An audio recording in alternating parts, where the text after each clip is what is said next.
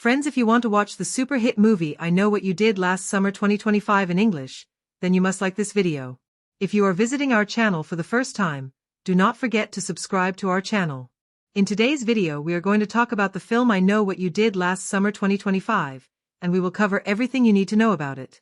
This includes what the movie is about, where you can watch it, and some very interesting behind-the-scenes facts that shaped its production.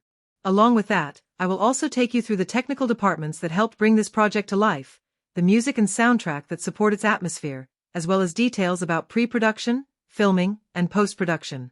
We will also take a look at the budget and the box office performance of the movie, followed by a concise story overview and a short review of the main plot.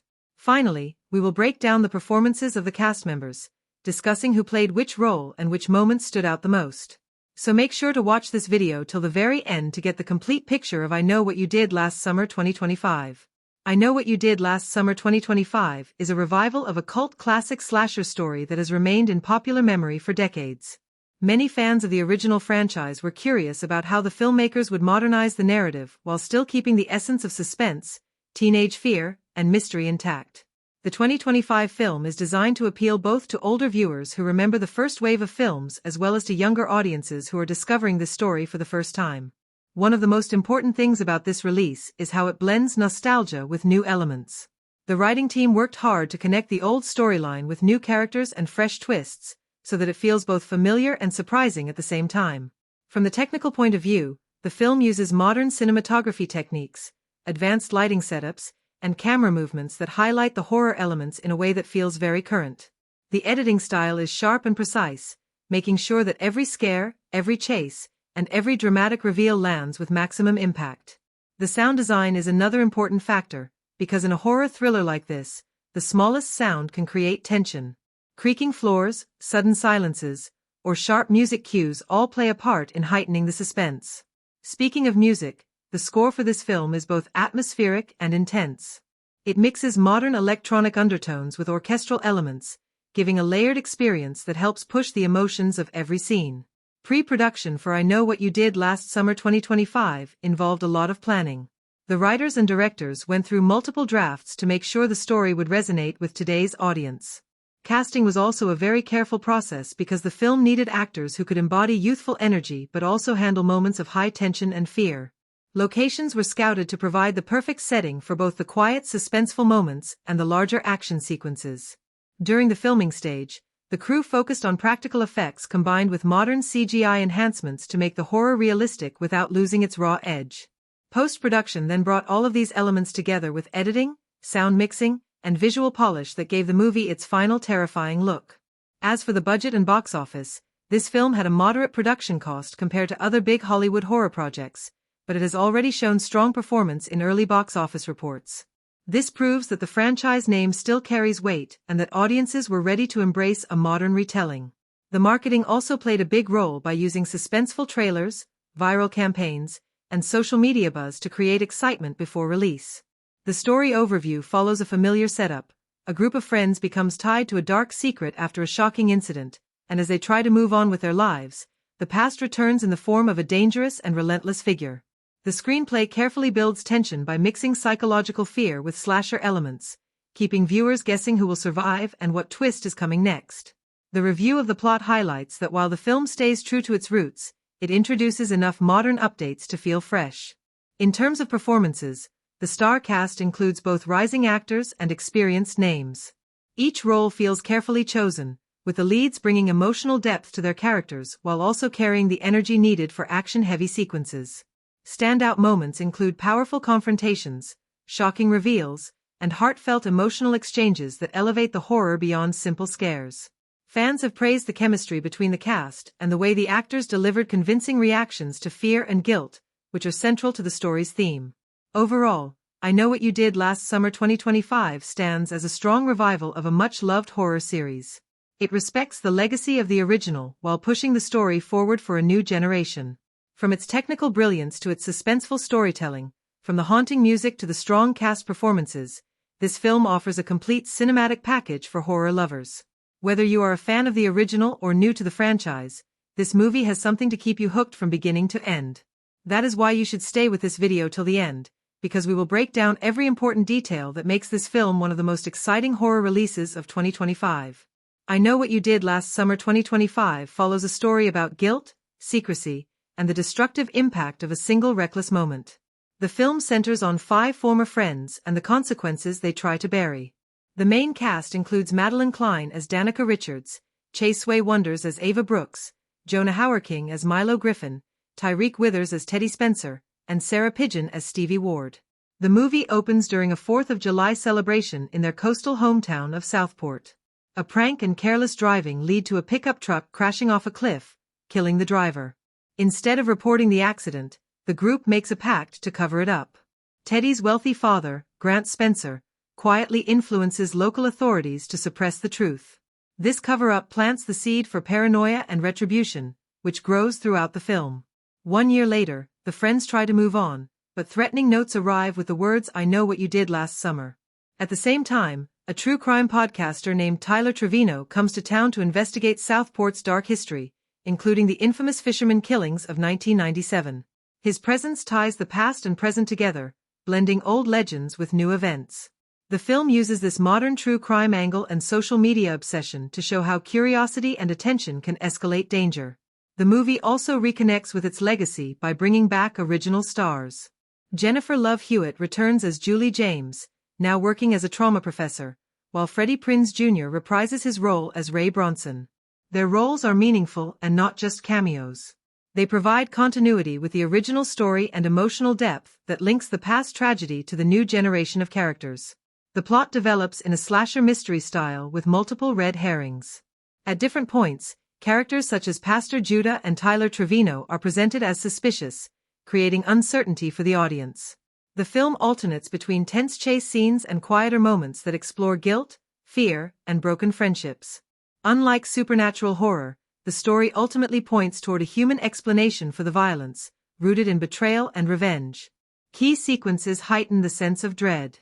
One of these is a chilling sound message threatening the friends. Another is a home invasion scene that pushes the group into panic and reveals the psychological strain of the secret they carry. The fisherman legend remains present as a symbolic shadow, but the attacks themselves are tied to deeper motives within the group. The major twist plays with expectations by suggesting that the fisherman has returned. As the plot unfolds, the film reveals that a living person is orchestrating much of the violence. The truth is not a single reveal but a layered betrayal, implicating characters the audience has been led to trust. Reports describe a shocking angle that places suspicion on Ray Bronson, complicating his return and reshaping the narrative. A dramatic boat sequence serves as the climax. Loyalties collapse, motives are exposed, and a desperate act by one character triggers a violent chain reaction. In this moment, hidden truths resurface and betrayals are laid bare. The sequence works both as an action set piece and as a symbolic confrontation where the sins of the past can no longer be hidden. Some interpretations suggest there are 2 killers, one tied to Ray and another connected to Stevie's fractured relationships, which reframes earlier events and motives. Thematically, the movie explores responsibility and remorse. It emphasizes how trying to erase a mistake only magnifies its consequences. The young cast delivers emotionally charged performances. Madeline Klein and Chase Sway Wonders portray the guilt and struggle of carrying the secret. Jonah Hauerking and Tyreek Withers add volatile energy, while Sarah Pidgeon brings vulnerability and anger. Jennifer Love Hewitt and Freddie Prinze Jr. give the film a sense of melancholy and continuity, grounding the story in the franchise's history. In summary, I Know What You Did Last Summer 2025 is a modernized slasher that balances nostalgia with contemporary storytelling. It follows a group of friends bound by a deadly cover-up that unravels through threats, killings, and shocking revelations. By blending true crime commentary with the suspense of the original franchise, the film delivers a story about fear, betrayal, and the price of hiding the truth.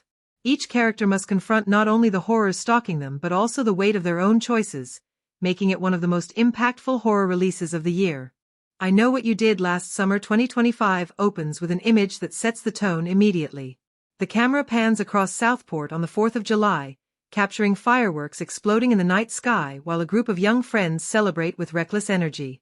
This festive atmosphere masks the tension underneath, and the film uses this contrast to foreshadow how quickly joy can collapse into tragedy. Right from the opening moments, the narrative leans into a sense of unease even before the first major event occurs. The setup introduces the main characters, giving us a glimpse of their personalities and relationships. Danica Richards appears as the cautious voice among her friends, Ava Brooks is more impulsive and carefree, Milo Griffin embodies charm but carries insecurity, Teddy Spencer comes across as entitled and thrill-seeking due to his wealthy family background, and Stevie Ward feels observant but conflicted. These character sketches are built into the opening scenes, making sure we understand the dynamics before the inciting incident pulls them into crisis. The inciting incident arrives when the group, intoxicated by the night's celebration and emboldened by peer pressure, becomes involved in a reckless prank that ends with a pickup truck plunging off a cliff. The driver is killed instantly. The shock of this moment is emphasized by the silence after the crash, cutting away from the earlier noise of fireworks and music. The group panics, and in a moment of desperation, they agree to cover up the incident rather than face the consequences. This pact is the turning point that locks them into a web of lies and guilt. From here, the rising action unfolds across a year. The friends drift apart, their once tight bonds eroded by the secret they share. The narrative keeps us in suspense by showing subtle cracks in their lives, whether it is Danica withdrawing emotionally, Ava overcompensating with reckless behavior, or Milo trying to escape through distractions. The choice to move the story forward a year rather than linger in the immediate aftermath creates a sense of dread, as viewers anticipate when and how the past will resurface. The arrival of threatening notes marked "I know what you did last summer" is the story's first big turn. Each character reacts differently, and these reactions deepen our understanding of who they are under pressure. The notes are followed by increasingly disturbing events, such as a message scrawled on a mirror, a figure glimpsed in the shadows, and violent confrontations that hint at someone deliberately hunting them. At this stage, the narrative also introduces Tyler Trevino, a true crime podcaster whose investigation ties the current mystery to the legendary fisherman killings of 1997. His presence adds an external perspective, forcing the group to confront that their secret might not be as buried as they thought. The mid-film twist intensifies the paranoia. The fisherman legend is suggested to be more than a story, and suspicion spreads through the group. The narrative keeps the audience off balance by planting red herrings. Characters like Pastor Judah or even Tyler appear guilty at different moments, but nothing is confirmed. A chilling sauna threat scene and a home invasion escalate the tension, showing that the danger is both psychological and physical. The film structures this section to keep viewers guessing, withholding clear answers while heightening fear. Another turning point comes with the return of legacy characters. Julie James, now older and carrying her own scars, reappears to warn the group about the cost of silence. Ray Bronson also returns, and his connection to the unfolding events complicates everything. Their reintroduction is timed carefully, acting as both a nostalgic callback and a dramatic acceleration of the mystery. The narrative choice to weave them into the plot rather than use them as cameos grounds the story in continuity while adding new layers. As the story pushes toward the finale, the group's unity fractures completely.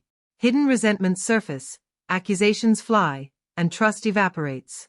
The climax takes place on a boat during another stormy night, echoing the chaos of the original films but with modern energy. Here, betrayals are revealed, and a layered twist shows that the terror is not simply one killer returning but a more complex conspiracy of motives. Some revelations involve Ray in ways that shock longtime fans, while others expose internal betrayals among the new generation. The finale delivers both action and emotional weight. Characters fight desperately to survive, but the most powerful beats are the confessions and confrontations that strip away all pretense. By the end, the surviving characters are forced to face what their silence and selfish choices have cost them. The film closes on an image that mirrors the opening fireworks, but this time the tone is somber and reflective rather than celebratory. Narratively, the film is mostly linear, but it plays with time by inserting flashbacks to the night of the accident that gradually reveal new details. These flashes are carefully placed to reframe what the audience believes about each character. The pacing balances suspense with emotional peaks, tightening the experience while leaving deliberate gaps that allow viewers to question motives and imagine what might still be hidden. Certain scenes stand out as more than plot devices. The sauna message sequence is about guilt becoming inescapable. The confrontation with Julie James is about generational trauma and warnings unheeded. The final boat sequence is about sins resurfacing in the most literal way. These moments remind us that the film is not just about scares but about consequences. In the end, I Know What You Did Last Summer 2025 tells a story that blends horror, mystery, and character drama. Its structure ensures that every reveal hits with impact, every twist reshapes what we know, and every character is tested until the truth can no longer stay hidden. The core of I Know What You Did Last Summer 2025 is not only its suspense but also the way it develops its characters. Each member of the group enters the story with distinct personalities, desires, and flaws, and over the course of the film those qualities are tested under extreme pressure. By the end we see who has grown, who has regressed, and who remains trapped by the choices they made on that fateful night. Danica Richards, played by Madeline Klein, functions as the closest thing to a protagonist. At the beginning she appears cautious and morally aware, often questioning the reckless decisions of her friends. She wants stability and longs to escape the small-town cycle of partying and denial. However, her desire to fit in with the group stands in her way. In the aftermath of the accident, Danica's guilt becomes her defining trait.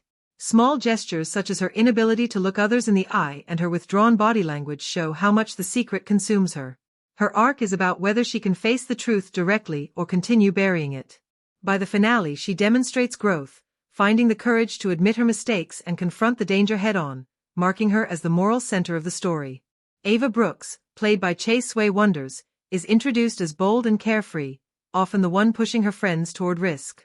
She wants freedom and excitement, but beneath her bravado lies a fear of insignificance. The cover-up forces her to hide behind sarcasm and defiance, yet her quick temper often betrays the pressure she feels. An offhand line where she snaps, "At least I'm not pretending to be perfect," reveals her resentment toward Danica and hints at jealousy. Ava's journey is less about redemption and more about exposure. By the end she has not truly grown but rather been unmasked as someone unable to take responsibility, a tragic counterpoint to Danica's eventual courage. Milo Griffin, portrayed by Jonah Hauerking, is charismatic yet insecure. Early on he acts as the glue that holds the group together with charm and humor. What he wants most is acceptance, and what stands in his way is his inability to take a firm moral stance. After the accident he becomes increasingly unstable, turning to distractions to mask his guilt. Subtle moments such as his shaking hands when confronted or his forced laughter show his internal breakdown. Milo's arc is less about change and more about collapse, as he spirals into paranoia and becomes a symbol of how guilt corrodes even the most likable personas. Teddy Spencer, played by Tyreek Withers, begins as entitled and thrill-seeking, using his wealthy background as a shield from consequences. His father's influence gives him false confidence that problems can always be buried. Teddy wants control, but what stands in his way is his arrogance and blindness to how fragile his safety net actually is. Small beats like his smug grin when suggesting the cover-up display this arrogance. As the narrative progresses, his bravado crumbles, and his desperation to maintain dominance becomes clear. By the end his arc is one of regression rather than growth. He embodies denial until the very end, making him one of the least sympathetic figures in the story. Stevie Ward, played by Sarah Pidgeon, occupies a quieter but more observant role. At the beginning she appears conflicted, torn between loyalty to her friends and her sense of right and wrong. She wants clarity and stability but is continually pushed aside by stronger personalities. Her subtle gestures, like hesitating before agreeing to the pact or glancing away when others argue, show her inner conflict. Over time Stevie becomes more central, especially as revelations tie her personal relationships to the unraveling mystery. Her arc involves transformation from passive observer to active participant, and by the finale she represents the danger of repressed anger turned outward. The antagonist is initially framed as the fisherman, the mythic figure from the franchise's history, but the film gradually reveals that the real antagonist is human. The antagonist represents vengeance, guilt manifested into action, and the inability to escape consequences. This choice gives the villain symbolic weight, reminding viewers that what haunts the characters is not a supernatural force but the truth they tried to bury. Legacy characters also play meaningful roles in development. Julie James, portrayed once again by Jennifer Love Hewitt, functions as a mentor figure whose own past mirrors what the new group is experiencing. Her appearance forces the young characters to see a future version of themselves if they continue down the path of silence. A small line where Julie says, "Secrets don't stay buried forever," is not just exposition but a thematic anchor. Ray Bronson, played by Freddie Prinze Jr., complicates matters with his ambiguous motives. His arc reveals how even survivors of trauma can remain entangled in cycles of secrecy and revenge, raising questions about whether true growth is possible. Side characters such as Tyler Trevino, the true crime podcaster, serve more than window dressing. His probing presence reflects society's obsession with uncovering hidden truths, and his persistence forces the main cast to confront what they would rather ignore. Even Pastor Judah, though limited in screen time, adds texture as a red herring that amplifies suspicion and heightens paranoia. By the end of the film, the group is fractured, but the arcs illustrate a spectrum of outcomes. Danica grows into accountability, Ava resists change and collapses under denial, Milo disintegrates under guilt, Teddy regresses into desperation, and Stevie transforms from passive to dangerously active. Together these trajectories show how one shared secret can lead individuals in vastly different directions. The narrative ensures that development is not uniform, making each arc distinct and emotionally resonant. In summary, character development in I Know What You Did Last Summer 2025 is built on subtle details, emotional shifts, and the clash between what the characters want and what their choices allow them to achieve. Every gesture, every line, and every confrontation adds layers that elevate the story beyond simple slasher thrills into a study of how guilt, fear, and secrecy transform people. The performances in I Know What You Did Last Summer, 2025, play a vital role in shaping the tone and believability of the story. In horror and thriller films, acting can either heighten the suspense or drain the tension entirely. Here, the cast steps into roles that are already familiar to fans of the franchise, yet they are tasked with refreshing these archetypes for a new audience. Some succeed in disappearing entirely into their characters, while others occasionally struggle to keep pace with the intensity of the material. Together, their performances create a layered and sometimes uneven experience, but one that leaves a strong impression in key moments. The lead actor carries the heaviest responsibility, since the protagonist is not only the lens through which we experience much of the story, but also the emotional anchor that guides us through the chaos. What makes the performance effective is not just the delivery of dialogue but the subtle shifts in body language, the flicker of fear across the eyes, or the tension in the jaw during moments of silence. When the lead breaks down or lashes out, it feels authentic because the actor has built the groundwork for these outbursts from earlier, quieter beats. A standout example comes during a heated confrontation where the character finally admits their deepest fear. The actor's trembling voice and inability to maintain eye contact give the scene rawness that resonates more than any scripted line alone. The antagonist's performance also deserves attention because in thrillers, a villain who feels flat can destroy the suspense. The actor portraying the stalker figure in this installment walks the fine line between menace and restraint. What makes the portrayal memorable is not loud declarations or excessive theatrics, but stillness. The actor uses silence and controlled movements to generate dread. A simple lingering stare or a calculated pause before delivering a line has the power to freeze the audience in their seats. At moments, the voice drops to a near whisper, drawing viewers in and making them feel complicit in the tension. This careful calibration transforms the antagonist into more than just a faceless threat. They embody the weight of guilt and the inevitability of consequences. The chemistry among the ensemble cast is another defining element of the film's performances. Since the story depends on a group dynamic fractured by secrets, the actors must convey bonds of friendship that feel both genuine and strained. Early scenes show them laughing and exchanging playful banter, and the natural timing of these interactions suggests familiarity that extends beyond the script. Yet when the truth begins to surface, the same actors twist these rhythms into something jagged. A sarcastic comment now carries venom, a shared glance becomes accusatory, and the audience feels the collapse of trust not because it is told to them but because the performances make it palpable. This authenticity makes the unraveling of relationships believable and heartbreaking. Supporting performances often risk fading into the background, but here several smaller roles leave lasting impressions. One actor, in a role with only a handful of scenes, delivers a sharp monologue that cuts through the tension with devastating clarity. The controlled pacing of the delivery and the slight tremor in the hands turn a simple speech into one of the film's emotional peaks. Another supporting actor provides comic relief, but crucially, it never feels forced. Their timing and expressive reactions balance the darker tones, offering the audience moments to breathe without undermining the stakes. These smaller roles prove that even limited screen time can create memorable contributions when handled with nuance. Still, not every performance lands. In a few places, certain actors struggle to align their energy with the rest of the cast. A dramatic line delivered too flatly or a reaction delayed by just a beat can break the immersion. At times, it feels as though the actors are acting in slightly different versions of the film, one deeply psychological, the other more conventional horror.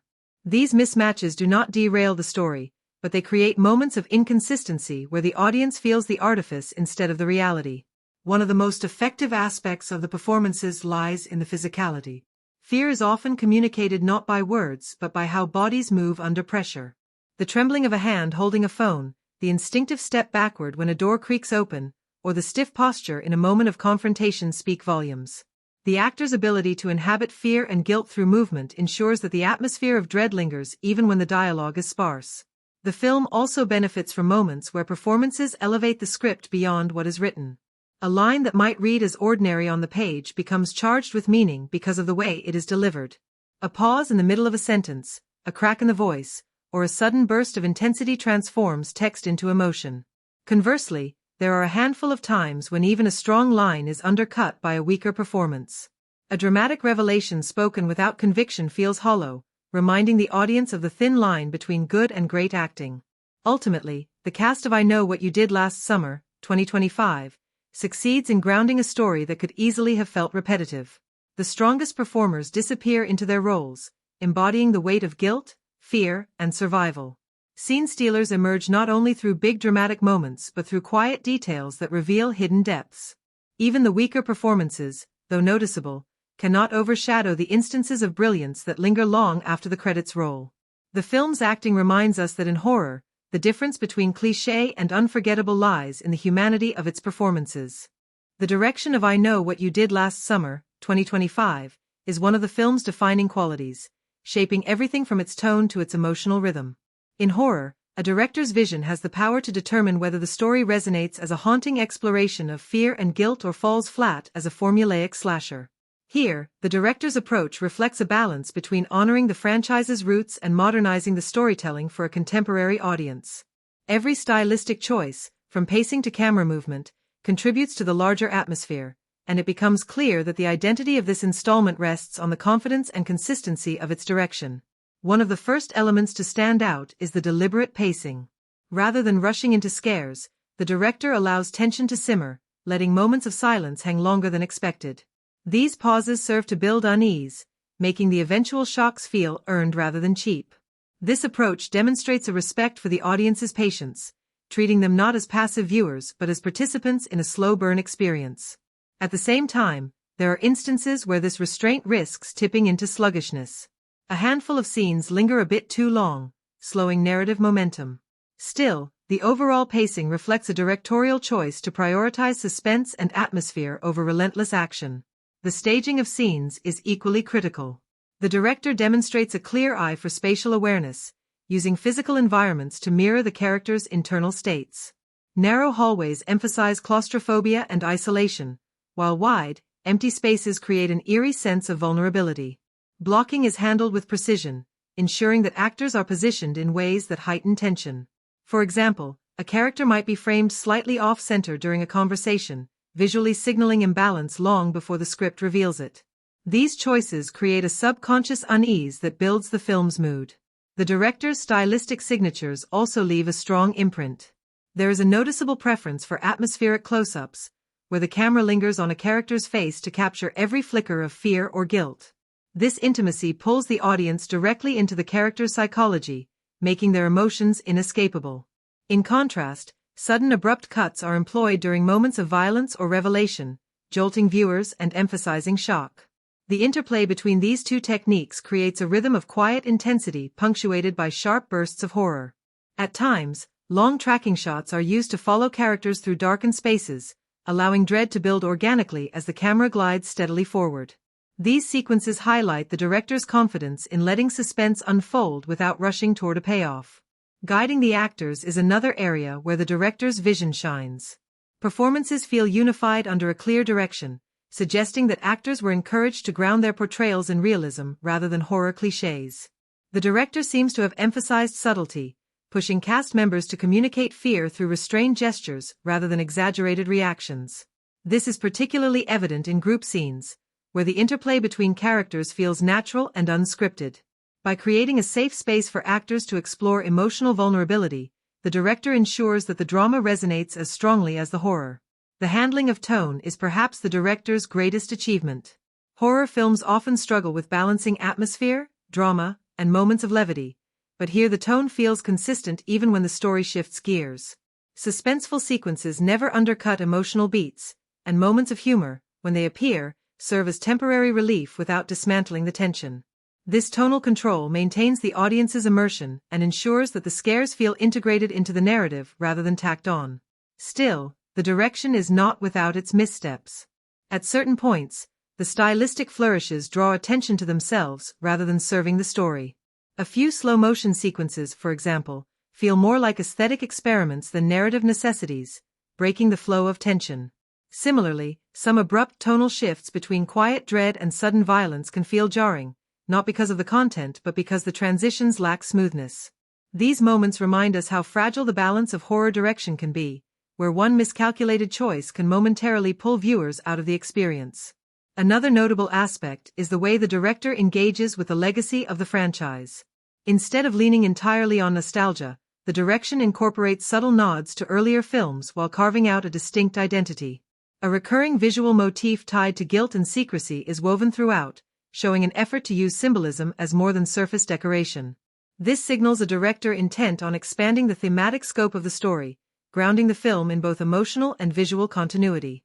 The use of sound and silence is also a critical part of the directorial approach. By stripping away background noise at key moments, the director allows silence to become a tool of suspense. Footsteps echo more sharply, whispers carry more weight, and the audience is forced into a heightened state of awareness. When sound design bursts back in with sudden intensity, the contrast amplifies fear. The decision to lean heavily on auditory tension reflects a nuanced understanding of how atmosphere can be constructed beyond visuals alone.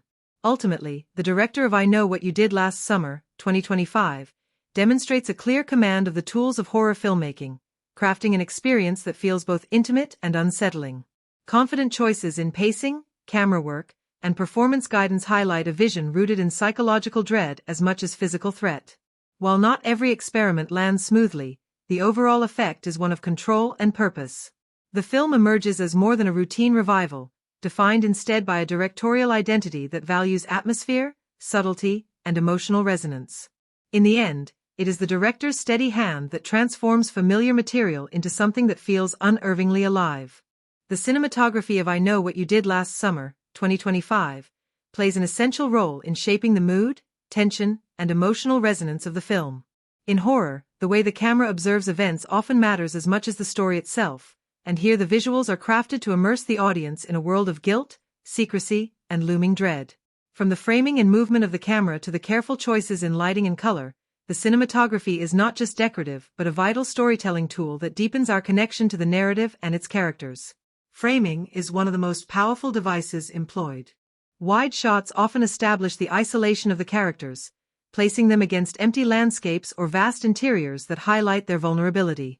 A beach scene, for example, might show the characters as small figures against a wide expanse of shoreline, reminding the audience of how exposed they truly are. In contrast, tight close-ups dominate during moments of psychological intensity, trapping the viewer within the emotions of the characters. The lens lingers on trembling hands, darting eyes, and subtle facial expressions, forcing us to experience their unease firsthand. The contrast between wide and tight framing mirrors the oscillation between external threats and internal turmoil, making the cinematography an extension of the story's themes. Camera movement is equally deliberate. Slow, creeping tracking shots are used to build suspense, following characters as they move through dark corridors or empty streets. These movements mimic the feeling of being watched, reinforcing the film's central theme of paranoia. The camera often glides just behind a character's shoulder, as if another presence is lingering nearby, unseen but palpable. When moments of violence or revelation occur, however, the cinematography switches gears with sudden handheld sequences. The shakiness injects chaos into the scene, immersing the audience in the character's disorientation. This dynamic approach to movement underscores how the film visually shifts between dread-filled stillness and frantic terror. Lighting choices are central to how the cinematography conveys mood. The film leans heavily on low-key lighting, with shadows dominating much of the screen. Darkness is not treated as an absence but as a living force, swallowing up space and threatening to engulf characters at any moment. Flickering lights, dimly lit rooms, and isolated pools of illumination create an environment where danger feels omnipresent. The cinematographer also uses light symbolically. Characters harboring guilt are often shot with half-lit faces, the interplay of shadow and brightness reflecting their divided states of mind. In contrast, brief moments of safety or intimacy are bathed in warm, golden tones, offering a visual reprieve before the horror inevitably returns. Color palettes contribute to the emotional texture of the film. Muted blues and grays dominate much of the visual design, evoking a sense of melancholy and unease. These tones make the environment feel cold and unforgiving, aligning with the characters' fractured emotional states. During flashbacks or moments that recall the carefree summer before tragedy, the palette shifts subtly to warmer hues, but even then, the colors feel slightly desaturated, as though memory itself has been tainted by regret. Blood, when it appears, is rendered in striking crimson that cuts through the otherwise muted world, ensuring it shocks the eye and underscores the gravity of violence. Several standout shots remain etched in memory. One such moment comes when the camera frames the group standing together, their bodies lit only by headlights in an otherwise dark expanse. The composition captures their unity while foreshadowing the shared guilt that binds them. Another unforgettable image is a high-angle shot of a lone character standing at the end of a pier, dwarfed by the surrounding ocean. The framing communicates both isolation and inevitability, as though fate itself is closing in. In more intimate moments, the cinematography uses extreme close-ups where even the faintest quiver of a lip or glimmer of fear in the eyes becomes monumental, ensuring the audience cannot escape the characters' inner struggles. The cinematography also experiments with perspective. On several occasions, the camera adopts a voyeuristic angle, peering at characters through windows, mirrors, or partially obscured frames. These shots reinforce the central motif of being watched and judged, whether by others, by themselves, or by the ghost of their past actions. This perspective keeps the audience complicit, making us feel as though we, too, are intruding on the characters' lives. What elevates the visual storytelling is that the cinematography is never merely ornamental. Every shot feels purposeful, designed to align with the narrative's emotional beats. When fear rises, the visuals close in, trapping us with the characters. When guilt weighs heavily, the environment looms larger, overwhelming them. The camera does not just record events, it interprets them, guiding us toward specific emotional responses.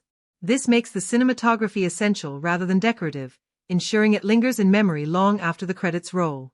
The film also demonstrates a keen awareness of horror traditions, using familiar visual techniques while refreshing them with modern execution.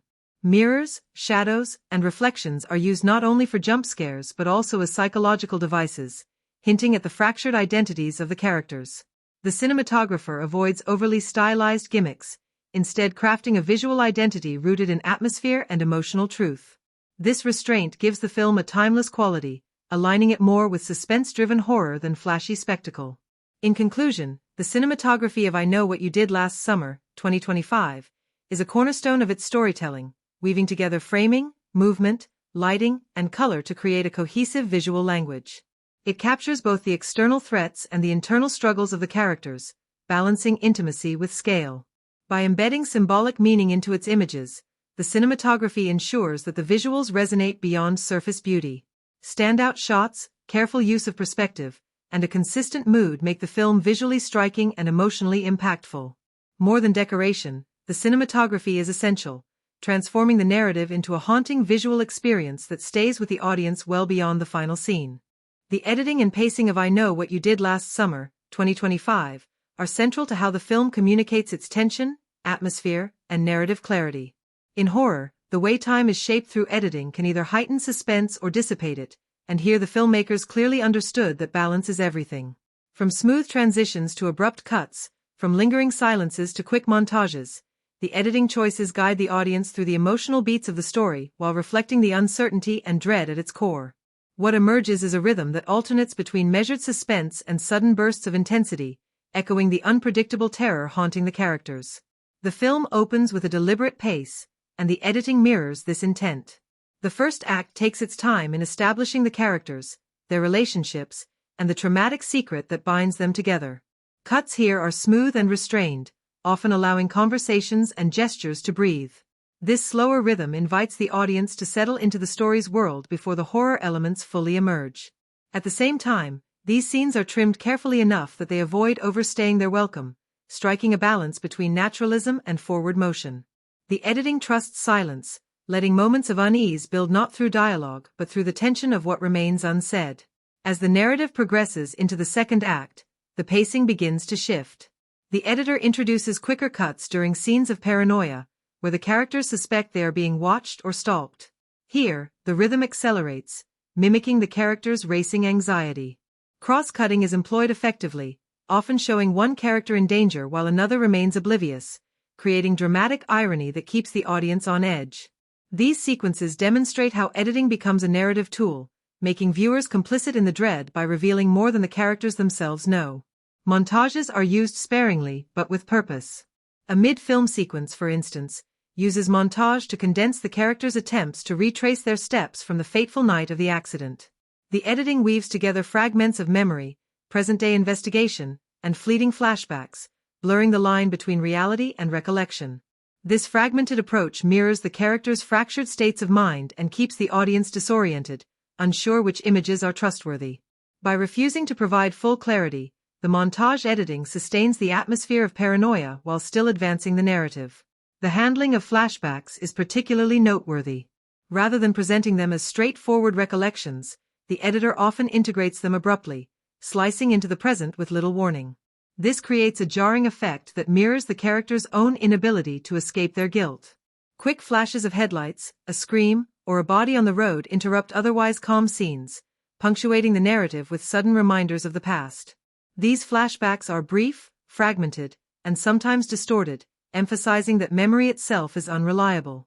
The editing here amplifies both suspense and confusion, forcing viewers to question what is real and what is imagined. One of the film's strengths lies in its willingness to trust silence and stillness. In several key moments, the editor resists the urge to cut rapidly, instead holding shots long past the point of comfort. A scene where a character explores a darkened house unfolds with minimal cuts, the camera drifting slowly as the sound drops away. By not breaking up the moment with unnecessary edits, the pacing allows dread to accumulate organically. This restraint underscores the idea that what the audience imagines in those silent spaces is often scarier than what is explicitly shown. That said, there are also moments where the editing deliberately adopts a rapid-fire rhythm. Chase sequences, for example, are marked by abrupt cuts, shaky angles, and quick shifts in perspective. These choices immerse the audience in the chaos of pursuit, but they can sometimes verge on disorienting. While the frantic rhythm communicates panic effectively, a few of these sequences might have benefited from slightly longer takes to maintain spatial clarity. In horror, too much disorientation risks pulling viewers out of the experience rather than heightening their fear. The final act demonstrates the editor's most confident work, where pacing becomes a tool of escalation. Cuts grow sharper and faster as secrets are revealed and violence erupts, propelling the story toward its climax.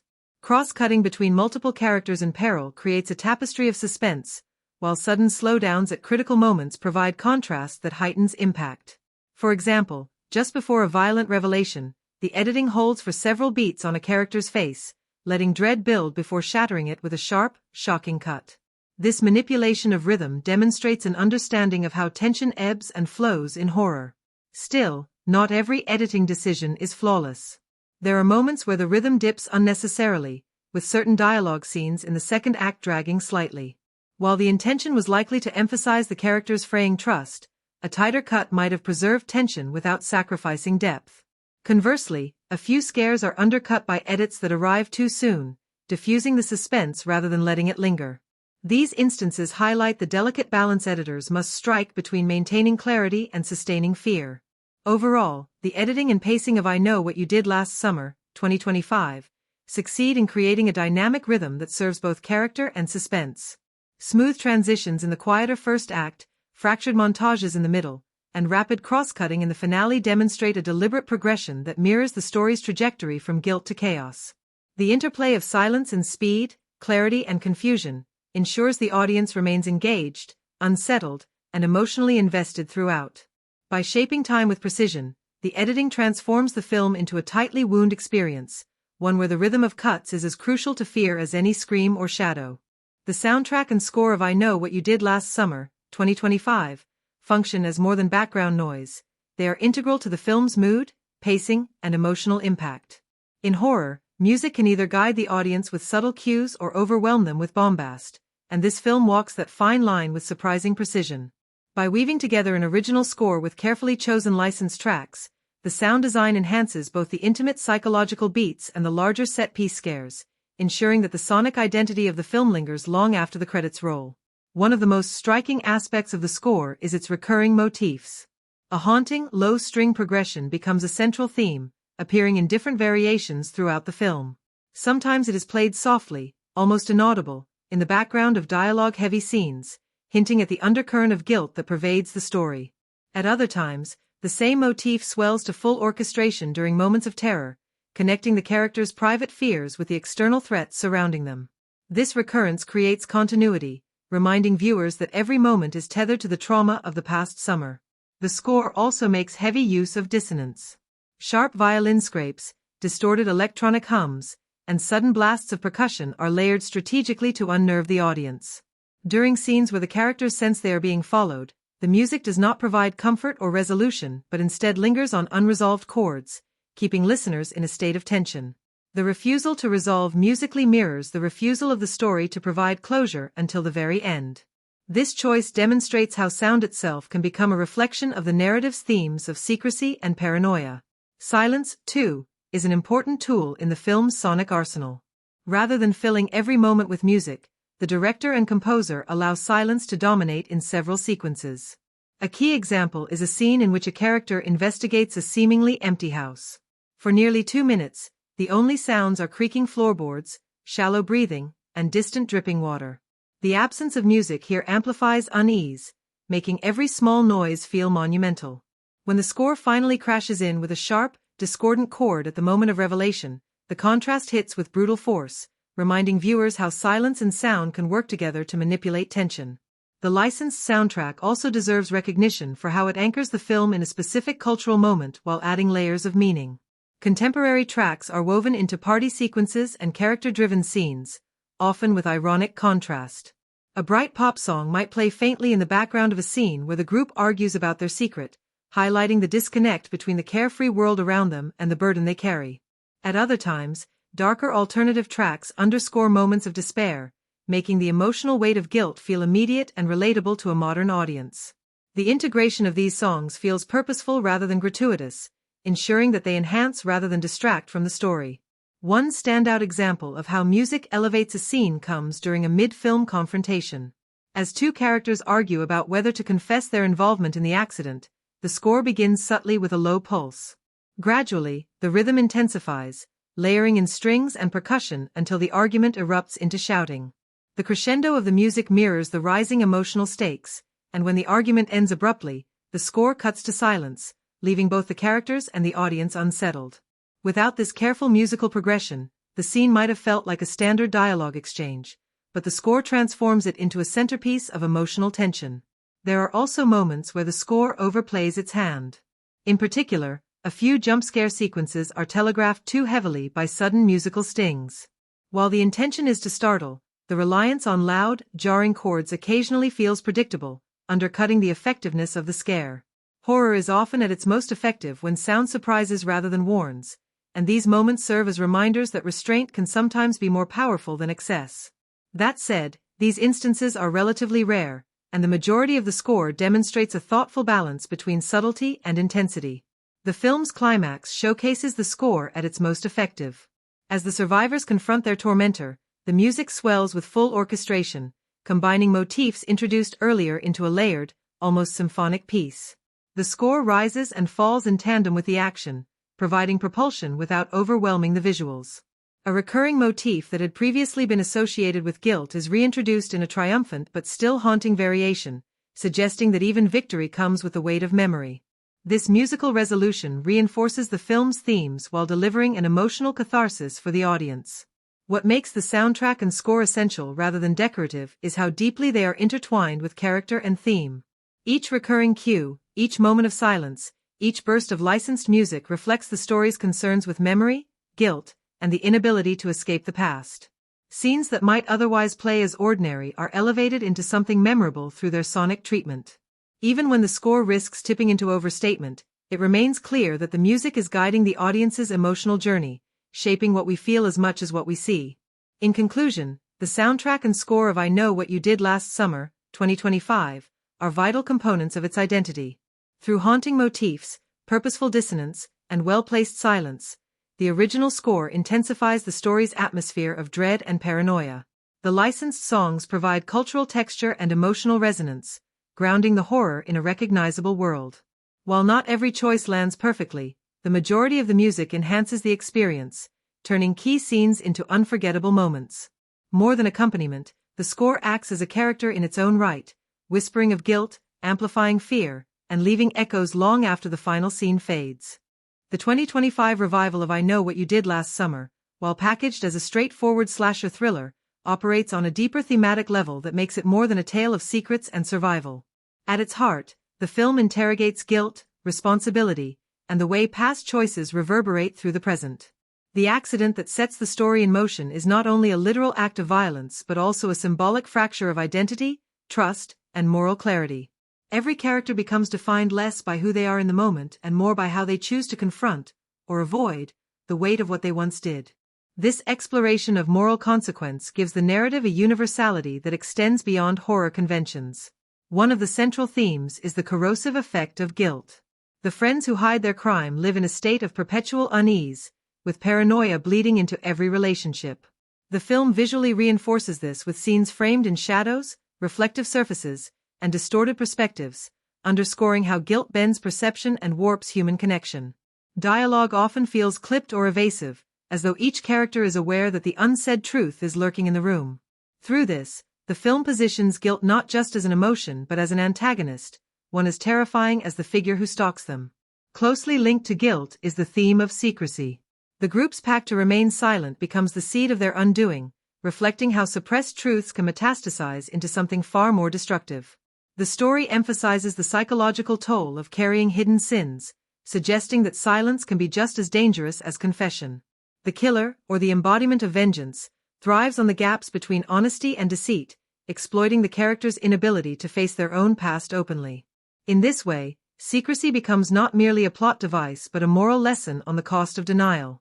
Another strong thematic thread is the idea of identity. Each character is forced to reconsider who they are in light of the tragedy they helped conceal. Some double down on denial, constructing facades of confidence and detachment, while others crumble under the pressure. The film raises compelling questions about whether a single choice defines a person forever or whether redemption is possible through honesty and courage. This struggle with self-image is particularly resonant for younger audiences, who may see in the characters' turmoil a reflection of their own search for identity in a world where mistakes are amplified and permanence is unforgiving. Revenge, naturally, forms the backbone of the narrative. The killer's pursuit is not random but rooted in the primal drive to make the guilty pay. The film complicates this trope by allowing moments where the audience questions whether the vengeance is entirely unjustified. By presenting the killer as both a monster and a mirror, the story suggests that revenge can be born of genuine grief, twisting human pain into violence. This makes the thematic weight heavier, as it invites the audience to consider cycles of harm and whether justice is ever truly served when it comes through violence. The theme of fear is explored not only in the literal chases and threats but also in the subtler anxieties of exposure and judgment. Fear in this film is as much about the terror of being unmasked as it is about physical harm. This aligns the horror with broader cultural concerns about reputation, cancel culture, and the impossibility of outrunning one's past in an age of relentless scrutiny. The fear of discovery, in many ways, proves more unsettling than the physical presence of the killer. Love and loyalty also complicate the moral landscape. Relationships within the group are tested, with trust eroded by suspicion and betrayal. Yet, even amid the unraveling, there are flickers of affection and devotion, suggesting that human connection can survive even the darkest secrets. The tension between loyalty to friends and loyalty to one's conscience becomes a recurring motif, dramatizing the painful choices people make when their values collide with their relationships. Thematically, the film also touches on redemption. Characters are given moments where they can choose truth over silence, courage over cowardice. Some embrace these opportunities, finding a measure of absolution, while others cling to self-preservation and pay the ultimate price. The unevenness of who finds redemption and who does not gives the narrative a bittersweet realism, reflecting how in life not everyone is granted or seizes the chance to atone.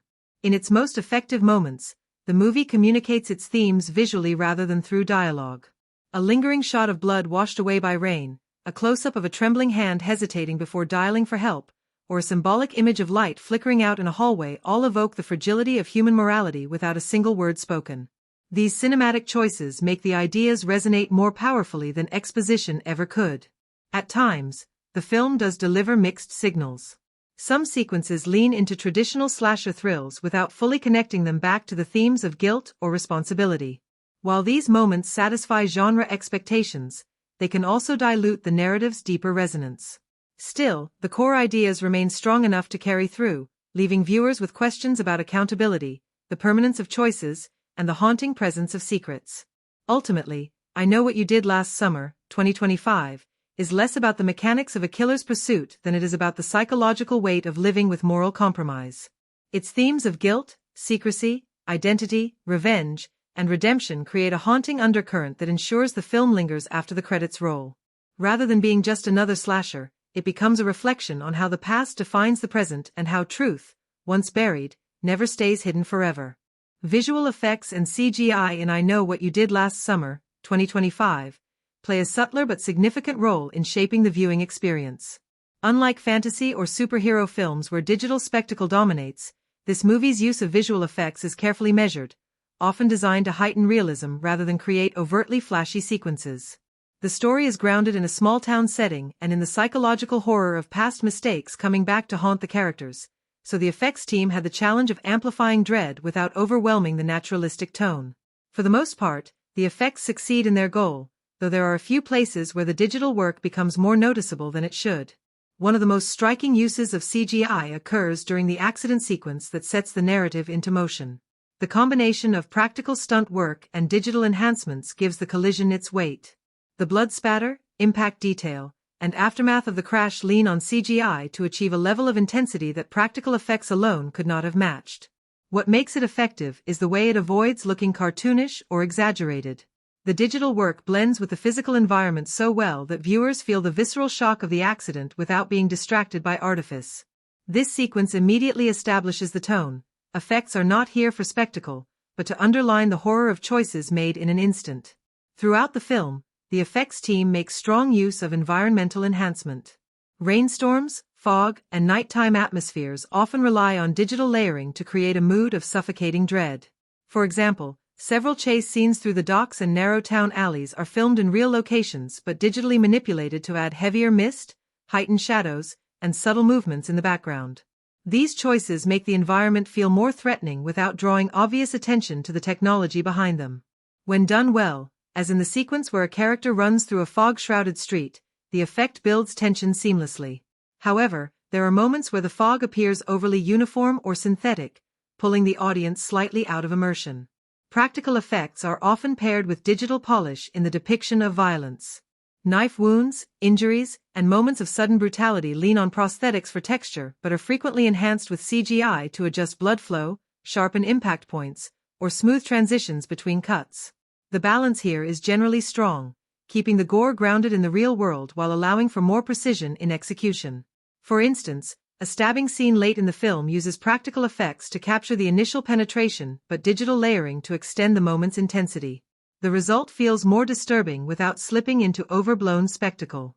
One of the more elaborate digital sequences involves flashbacks and hallucinations tied to the character's guilt.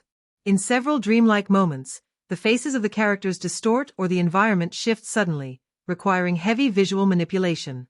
These sequences succeed in conveying psychological unease, though they sometimes contrast sharply with the otherwise grounded tone of the film. While they are technically impressive, the glowing distortions and surreal imagery feel closer to a supernatural horror than a grounded thriller, which may divide audiences. Still, they underline the theme of guilt as a haunting force, making the risk somewhat worthwhile. Chase scenes also rely on visual effects in subtle ways. Digital doubles are occasionally used for dangerous stunts, particularly in rooftop or high-speed sequences, and while most are convincing, there are brief shots where the movement of the characters appears slightly too smooth or weightless. These moments are fleeting but can distract viewers who are otherwise engrossed in the tension. In contrast, the use of CGI to enhance crashing waves, broken glass, or collapsing structures is handled with restraint, keeping the physicality of the scenes intact. Lighting and compositing are areas where the film's visual effects particularly shine. Many scenes are shot in low light or rain, environments notoriously difficult for digital work, yet the blending of CGI enhancements with practical cinematography feels smooth. Reflections in water, shadows stretching unnaturally long, or brief flashes of distorted imagery in mirrors are all achieved digitally but integrated seamlessly into the naturalistic visuals. These subtle touches not only build atmosphere but also reinforce the idea that the character's reality is being fractured by their hidden crime. That said, there are a few instances where the digital work feels overplayed. A climactic scene on the docks involves fire, collapsing structures, and water effects that at times look too polished compared to the gritty textures of the rest of the movie. While the sequence is technically ambitious, the CGI water splashes and fire movements occasionally stand out as synthetic, momentarily breaking immersion. This contrast is notable because so much of the film relies on grounded, practical textures, and these digital excesses highlight the line between effective augmentation and unnecessary flourish. The best moments of visual effects in I Know What You Did Last Summer, 2025, are the ones that do not call attention to themselves. A subtle enhancement to the weather, a digital adjustment to make a knife wound more convincing, or a slight manipulation of shadows to suggest a presence nearby, these are the choices that elevate tension without breaking realism. The weakest moments are those where CGI tries to take center stage, as in the more hallucinatory sequences or the overextended finale, where the spectacle threatens to overshadow the intimacy of the character's struggle.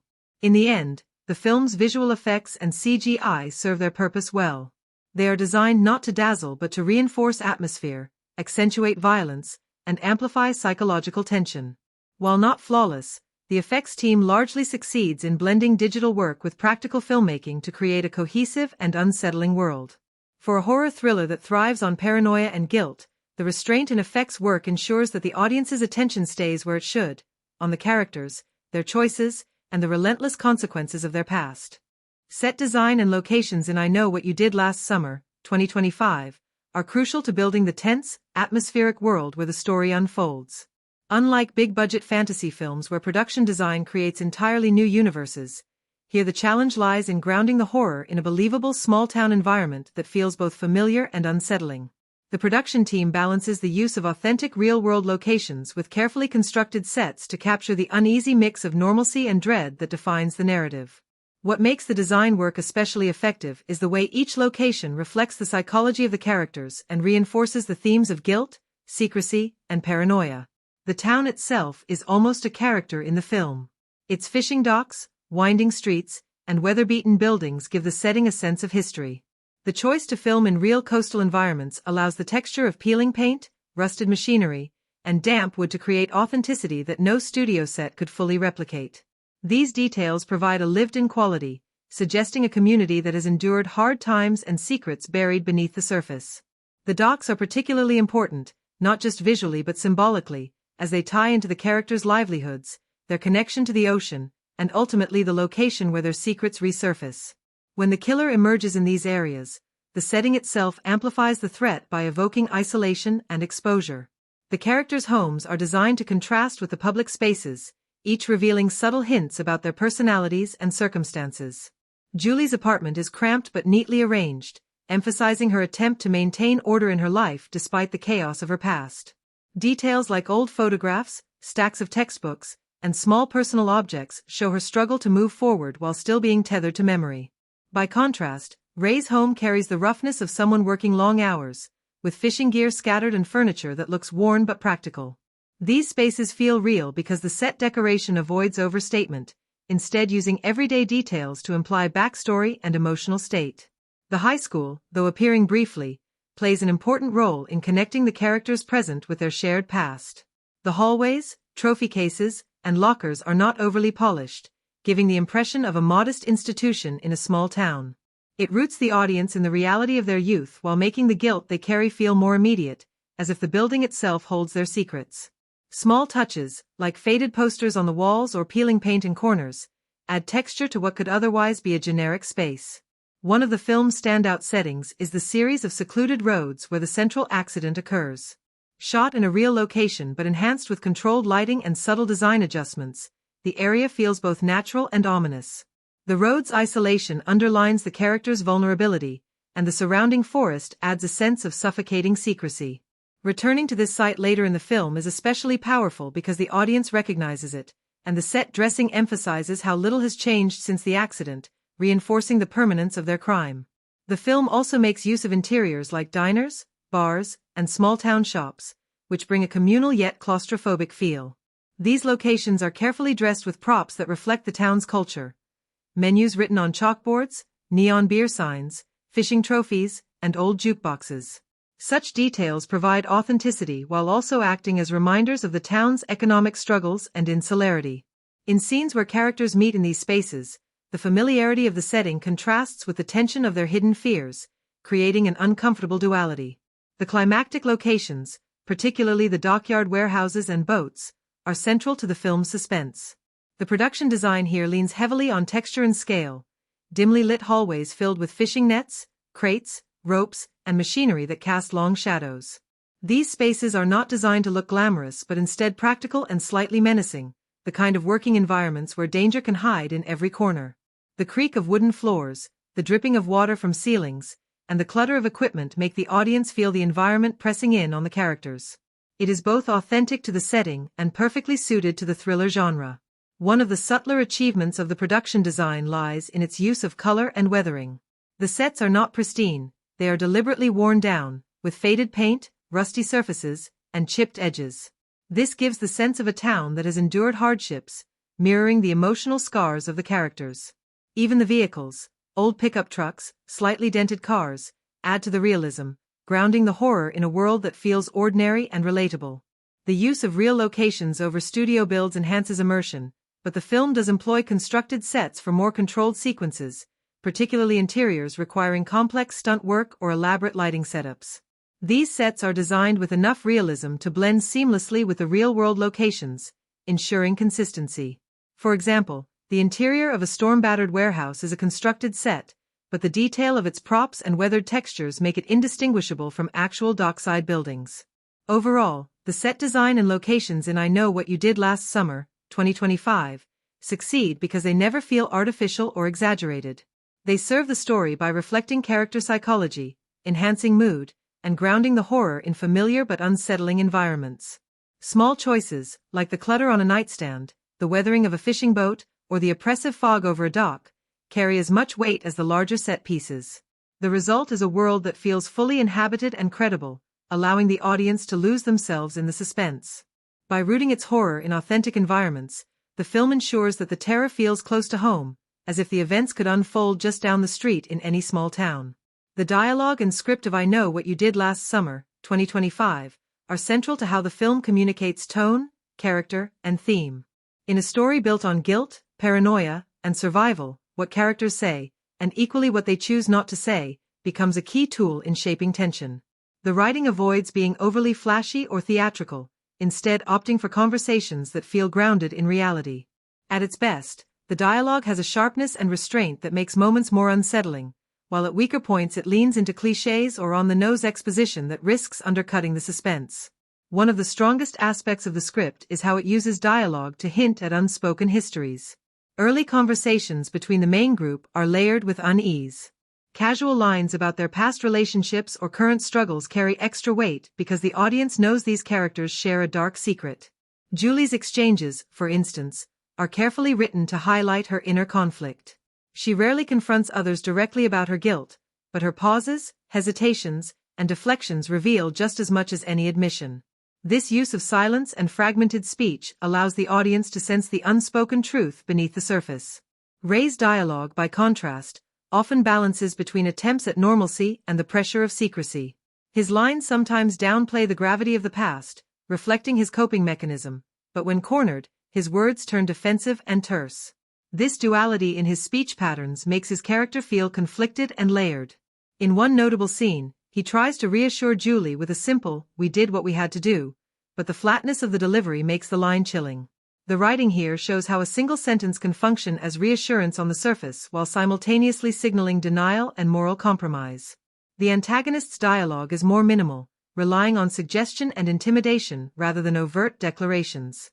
This restraint keeps the figure of the killer more menacing. When threats are delivered, they are often short, sharp, and unsettling. Notes, phone calls, and brief confrontations lean heavily on implication, making the audience fill in the gaps. This approach is more effective than spelling everything out, as it mirrors the way guilt and fear function. They thrive on silence, ambiguity, and imagination. The script also makes strong use of conversations that double as engines of plot. Exposition is often disguised as arguments, accusations, or casual chatter, so the audience receives key information while tension escalates naturally. For example, when the group argues about whether to come forward about the accident, the back and forth not only communicates their differing moral stances but also plants seeds for conflicts that erupt later in the story. This layering of plot and character through dialogue is one of the screenplay's most effective techniques. Subtext plays an important role throughout the script. When Julie talks with her mother, the conversation is framed around ordinary concerns like school and relationships, but the real tension lies in Julie's inability to tell the truth about what happened. Similarly, when the friends reunite, their small talk feels loaded with mistrust. Each line is crafted to suggest that they are not saying everything they want to. This creates a dynamic where the silence between words is as meaningful as the words themselves, adding to the sense of paranoia. However, the script is not without flaws. At times, it relies on familiar horror tropes that feel predictable. Characters occasionally state the obvious or articulate feelings that might have been more powerful left unsaid. For instance, lines like, "He's coming for us because of what we did," or "We can't escape our past," serve the story's themes but lack subtlety. These moments risk flattening the psychological complexity into blunt exposition. A tighter rewrite in these areas could have allowed the performances and direction to carry the emotional weight without spelling it out so directly. There are also instances of filler dialogue that slow pacing. Some banter between side characters, while intended to create realism, feels unnecessary and drags out scenes that should have more urgency. In a film where tension is key, every line needs to earn its place, and the weaker exchanges stand out more sharply against the otherwise taut script. Despite these shortcomings, the script excels in key climactic moments where words cut deeply. Confessions, accusations, and confrontations are written with a rawness that strips away pretense. In one pivotal exchange, Julie lashes out with a line that lays bare both her anger and her sorrow, capturing the essence of her arc in a single outburst. These moments show the power of dialogue when it is used to pierce through layers of denial and fear, crystallizing emotion in just a few words. Silence is another powerful element of the screenplay.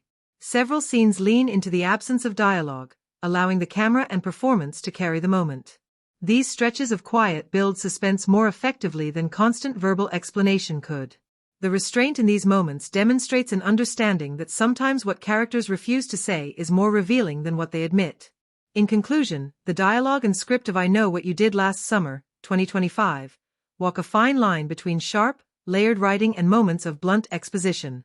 At their best, they capture the complexity of guilt, secrecy, and fear with subtlety and subtext, using words and silences to build tension and deepen character.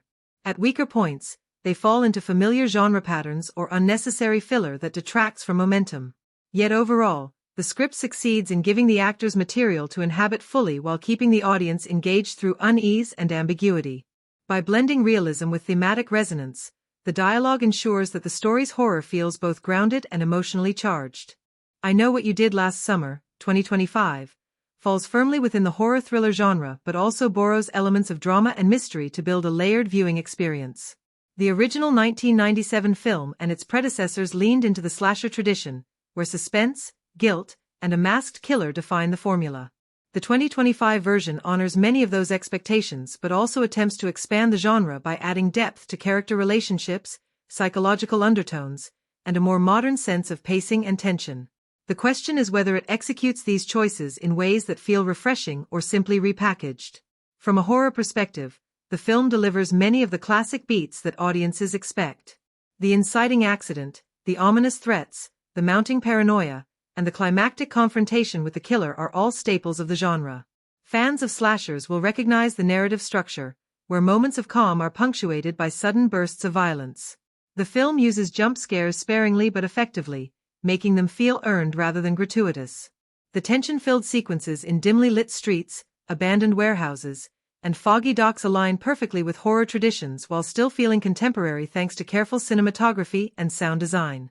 Where the film distinguishes itself is in its willingness to lean into psychological drama. Much of the horror is not just about the killer lurking in the shadows, but about the guilt and fractured trust among the friends. This gives the story a dual function. It is both a slasher narrative and a drama about moral choices. By weaving in longer dialogue-driven scenes where characters confront one another, the film avoids being purely about survival and instead asks the audience to consider the emotional cost of secrecy and betrayal. For some viewers, this emphasis enriches the genre, but for others expecting non-stop action, it may feel slower compared to more straightforward horror entries. The thriller elements are where the movie arguably excels most. Suspense is built not only through stalking sequences but also through misdirection and the gradual unraveling of information.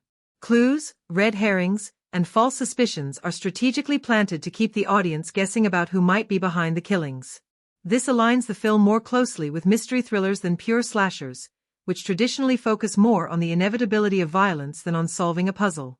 The hybrid approach broadens the film's appeal, though it risks frustrating purists who prefer their horror stripped down and direct.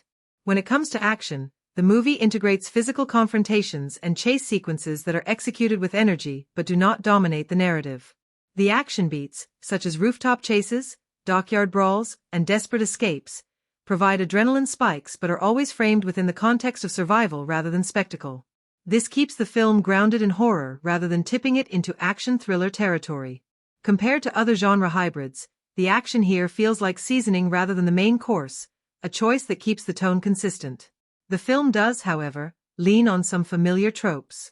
The final girl concept, the killer who seems almost supernaturally persistent, and the isolated small-town setting are all well-worn devices in horror.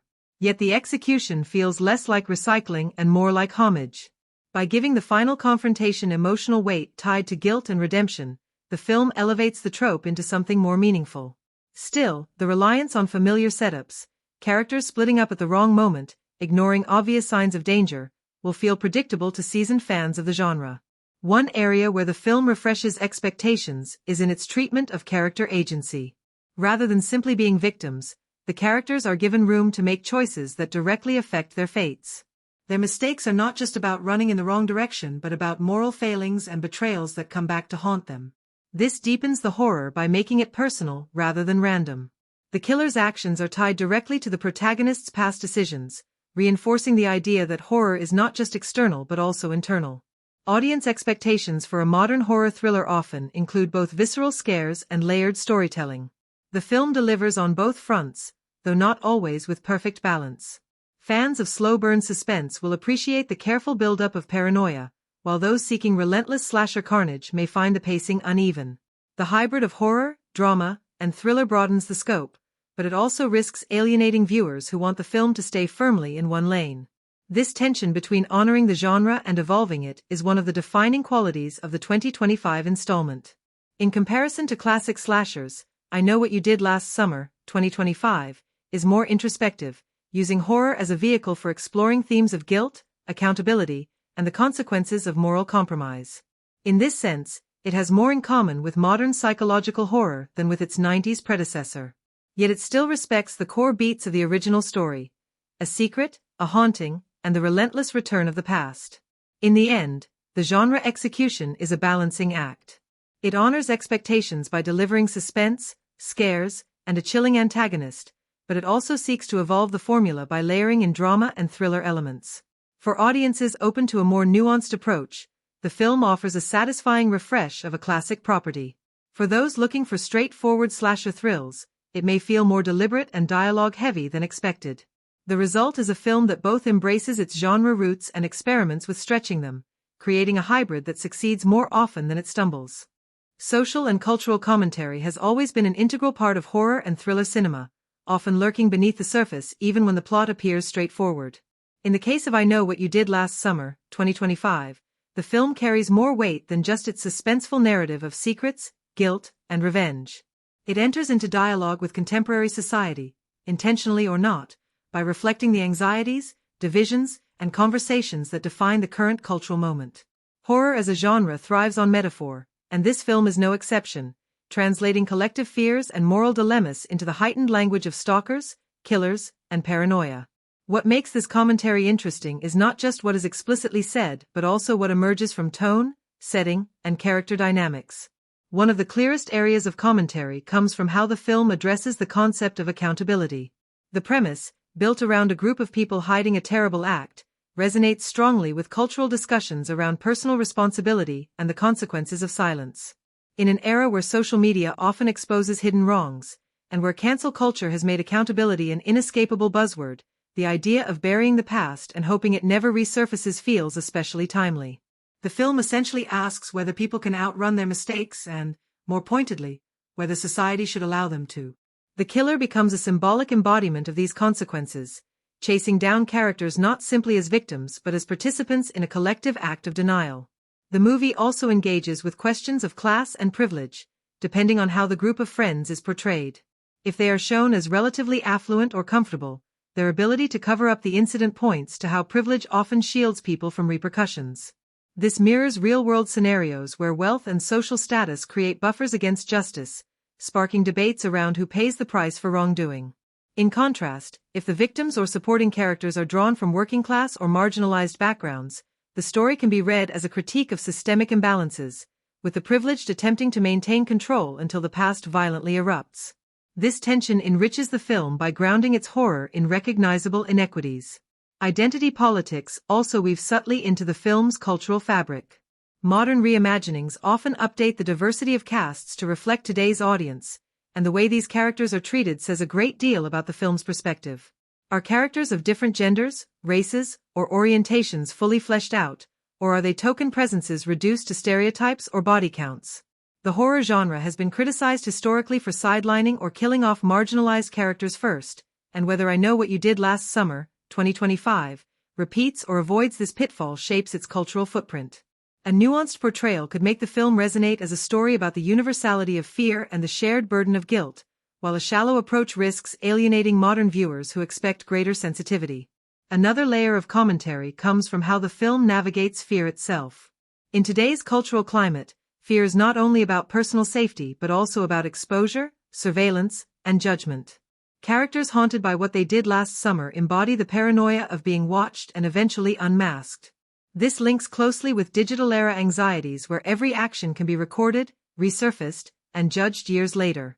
The horror, therefore, is not just a figure in the shadows but the broader cultural reality that the past never stays buried, particularly in a world where memory is stored permanently online. The film's ability to tie private guilt to public scrutiny creates a bridge between its fictional scares and the real psychological burdens of contemporary life. The film also reflects on group dynamics and complicity. Modern cultural debates often ask how much responsibility individuals hold when part of a larger collective decision. Within the movie, no single character is entirely innocent once the group makes their pact. This resonates with discussions around institutional wrongdoing, peer pressure, and bystander silence. It asks audiences to consider not only the guilt of those who acted but also of those who watched, agreed, or said nothing. In this sense, the story functions as an allegory for broader social issues where complicity is as destructive as direct action. At times, the cultural commentary risks oversimplifying these complex issues. The reduction of systemic concerns like privilege or justice into a slasher narrative can strip them of their nuance. Viewers who look for thoughtful exploration may find that the film gestures at cultural relevance without fully committing to it.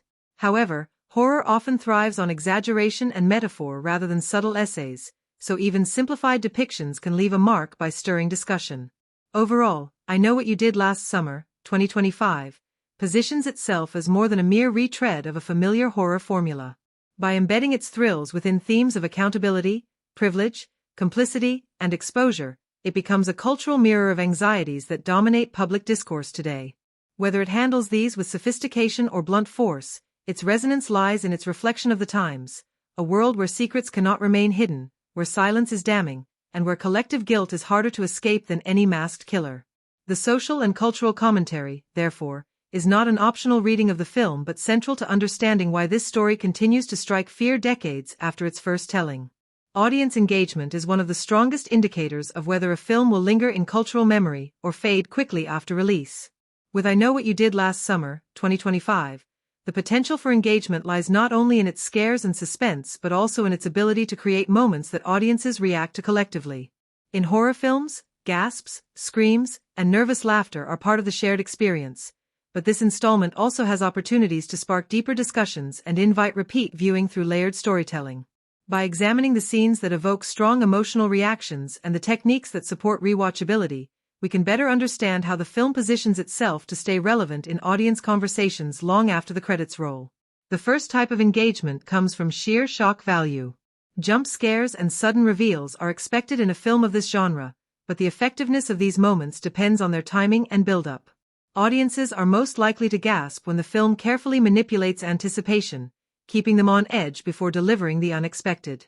A chase sequence, a sudden appearance of the antagonist in a mirror, or a brutal confrontation in a seemingly safe space are examples of set pieces that generate immediate, visceral responses. These are the kinds of moments that ripple through theaters, with audiences reacting in unison, and later become memorable highlights for viewers recounting the film to friends. Humor, though sparingly used in horror, also plays a role in audience connection. Well-timed comic relief, especially in dialogue exchanges or awkward situations, offers a release valve for the tension. These lighter beats are often quoted and shared because they humanize the characters and break up the relentless suspense. A character's sarcastic remark or a moment of clumsy escape can make audiences laugh, even if briefly, and those touches of levity prevent the narrative from becoming monotonous. These humorous notes also tend to inspire memes or short clips circulated online, giving the film additional cultural reach. Beyond shocks and laughs, emotional investment is critical to keeping audiences engaged. The story of I Know What You Did Last Summer, 2025, revolves around guilt, secrecy, and the unraveling of trust, themes that can strike a chord with viewers. Scenes where characters confess, break down, or confront each other carry emotional weight that goes beyond surface-level thrills. Tears or anger in these moments anchor the horror in something more human and relatable, making the film resonate on a deeper level. A tragic death or the betrayal of one friend by another could be the emotional core that lingers with viewers, leading to conversations about morality, forgiveness, and justice. Another dimension of engagement comes from signature moments designed for rewatchability. Horror thrives on hidden clues and foreshadowing, and if this film uses those techniques effectively, viewers will want to revisit earlier scenes to catch details they missed. A subtle glance between characters, a seemingly throwaway line of dialogue, or a background element that foreshadows the killer's identity can transform on second viewing into a rewarding discovery. These moments encourage fan theories and online discussions, keeping the film alive long after release. Discussion also grows from ambiguity. If the film leaves unanswered questions about the killer's motives, a character's fate, or the meaning of a symbolic image, it invites debate. Viewers often enjoy dissecting what they saw, filling in gaps with their interpretations. This kind of engagement is especially powerful in a digital age where fan forums and social media amplify speculation. Questions such as whether justice was truly served, or whether the ending leaves space for another installment, are fertile ground for ongoing conversation. The visual language of the film also contributes to audience engagement through shareability. Certain shots or sequences are destined to be captured as GIFs or stills, a dramatic reveal, a striking piece of cinematography, or an image that condenses the essence of fear or style. These visual moments extend the life of the movie beyond the theater, turning into digital shorthand for suspense, horror, or even humor. They are the modern equivalent of quotable lines, and their spread across social platforms ensures that the film remains part of cultural discourse. Rewatchability is further boosted by the emotional layering of characters. If audiences care deeply about who survives and why, they are more inclined to return to the film to relive those journeys. Conversely, if a twist redefines earlier events, viewers may want to experience the film again with that knowledge in mind. For example, if the killer's identity is revealed to be someone unsuspected, audiences may revisit earlier scenes with fresh eyes, searching for overlooked hints. This cyclical relationship between first impressions and second insights makes horror films particularly enduring. Ultimately, I Know What You Did Last Summer, 2025, engages its audience on multiple levels. The immediate thrill of shock and fear, the relief of humor, the resonance of emotional moments, and the intellectual curiosity sparked by ambiguity or hidden detail. These elements combine to create not just a one-time viewing experience but a cultural conversation piece. Whether through gasps in a packed theater, memes shared online, or debates in fan communities, the film has the potential to generate lasting engagement.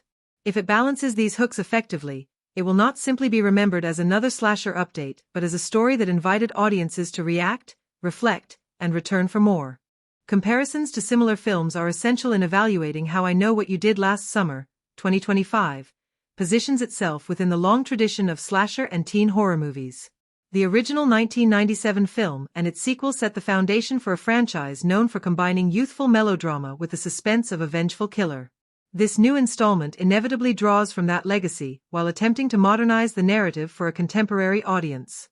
To understand its strengths and weaknesses, it is helpful to compare it not only to earlier franchise entries but also to other iconic horror films, spiritual cousins in the slasher genre, and even recent horror revivals that have found success by balancing nostalgia with reinvention.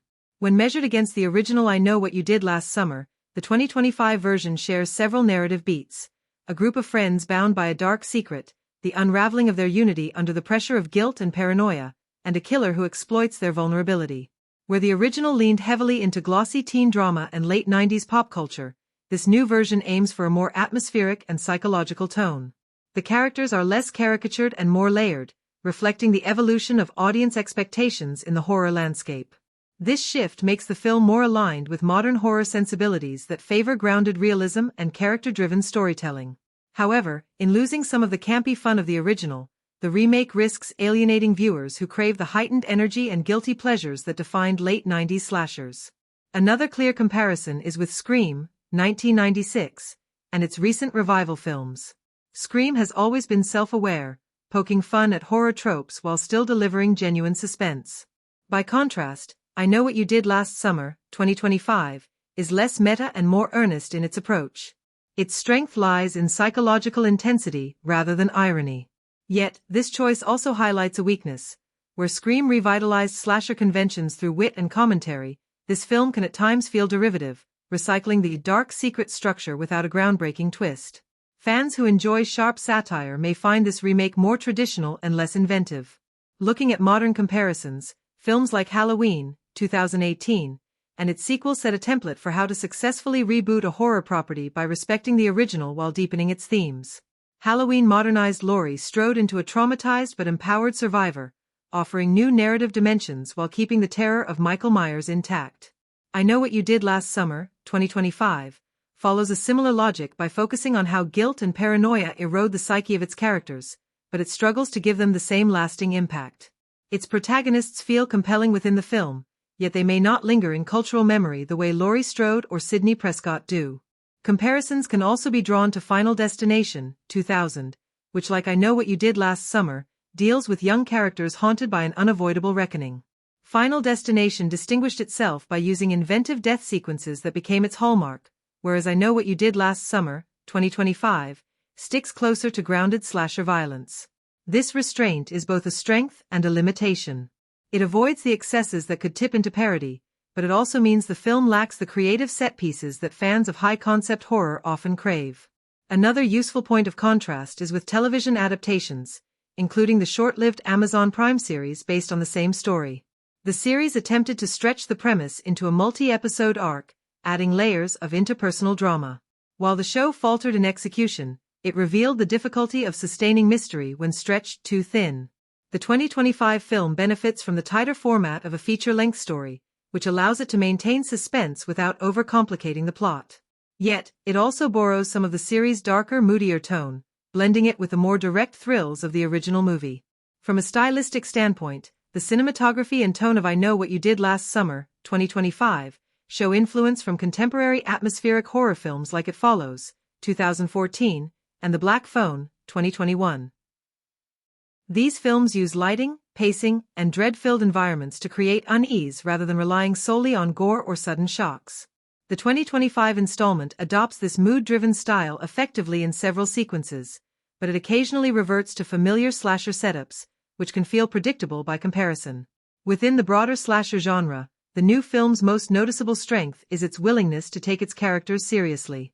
Unlike some slashers that treat young characters as disposable archetypes, this story invests in their psychology and emotional conflicts. This elevates it above weaker entries in the genre that rely only on body counts. However, when compared to genre standouts like Hereditary, 2018, or Midsommar, 2019, which married horror with deep thematic resonance, the film falls short of delivering a profound commentary beyond its immediate thrills. In conclusion, I Know What You Did Last Summer, 2025, occupies an interesting space in the horror conversation. It outshines earlier franchise entries by updating character depth and atmospheric tone, aligning itself with modern horror trends. It borrows intelligently from contemporaries like Halloween, 2018, and It Follows while maintaining the core DNA of the original story. Yet, it lacks the genre-defining innovation of Scream or the iconic character arcs of Halloween. This places it firmly as a solid but not groundbreaking addition to the slasher revival wave. Its strengths lie in craftsmanship, mood, and faithful homage, while its weaknesses emerge when stacked against films that reinvent rather than merely reimagine. For audiences seeking nostalgia paired with updated tension, it delivers. For those hunting for a bold reinvention of the genre, it may feel like a step short of greatness. Symbolism and metaphors play a central role in I Know What You Did Last Summer, 2025, adding layers of meaning to a narrative that could otherwise be read as a straightforward slasher story. By weaving in visual cues, recurring motifs, and narrative symbols, the film enriches its exploration of guilt, secrecy, and identity. These elements not only provide a thematic backbone but also encourage audiences to interpret beyond the literal plot. Spotting these details can turn a second viewing into a more rewarding experience, as patterns and echoes reveal themselves more clearly. One of the most powerful symbols throughout the film is water. The accident that sets the story in motion takes place near the ocean, and water recurs as both a cleansing force and a haunting reminder.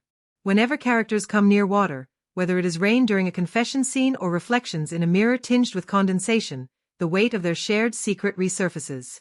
Water becomes a metaphor for memory and guilt, impossible to suppress for long. Just as the tide returns, their actions inevitably come back to confront them. In one particularly striking sequence, a character nearly drowns during a chase, visually reinforcing the sense that guilt is consuming them. Mirrors and reflections form another key motif. Several scenes deliberately position characters in front of mirrors, with fractured or distorted reflections hinting at their divided identities. On the surface, they present themselves as composed, loyal friends, but the reflections suggest hidden truths and unresolved fears. In one scene, a mirror shatters during an argument, symbolizing the irreparable break in the group's unity. The visual metaphor is simple but effective, showing that once trust is broken, it cannot be easily pieced back together. Clothing also operates symbolically, with colors reflecting emotional states and moral positions. Darker shades dominate the wardrobe as the story progresses, symbolizing the descent into paranoia and darkness. Early scenes may show characters in brighter or casual attire, reflecting the illusion of normalcy, but as events spiral out of control, their visual palette shifts to muted, somber tones. The killer's costume itself is iconic, a slicker and a hook, serving as a metaphor for anonymity and inevitability. The rain slicker conceals identity while also linking back to the water motif, reinforcing the idea of secrets cloaked in darkness that eventually drip into the open. The hook weapon is another central metaphor. On the surface, it is terrifying and practical, but symbolically it represents the inescapable grip of past mistakes. The hook latches on, drags, and pulls, just like the haunting guilt that refuses to let go of the protagonists. Each attack is not only a physical threat but a symbolic manifestation of consequences catching up to them. The hook, sharp and merciless, suggests that once a secret is buried, it will eventually claw its way back with destructive force. Vehicles and roads also take on symbolic weight. The accident with the car serves as the literal inciting incident, but beyond that, cars and highways symbolize both freedom and recklessness. The open road, usually associated with youthful independence, becomes a place of danger and irreversible mistakes. Scenes set on highways or at night reinforce this tension. Choices made while driving cannot be undone, just as choices made in fear cannot be erased. The car itself becomes a metaphor for the fragility of control. One wrong turn leads to a lifetime of consequences. Silence is another recurring symbolic device. Moments where dialogue drops away and the soundtrack emphasizes stillness represent more than just suspense. Silence here symbolizes the weight of unspoken truths, the things left unsaid among friends who once trusted one another.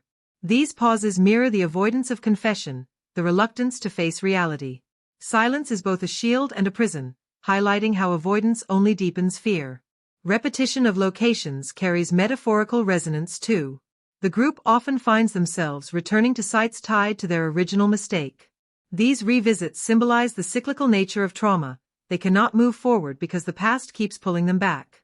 A fishing dock, for example, is not just a practical setting but a recurring reminder of concealment, secrecy, and the proximity to danger. Each time the characters return, they face an escalation, suggesting that ignoring guilt leads to intensifying consequences. Lighting choices also serve symbolic purposes.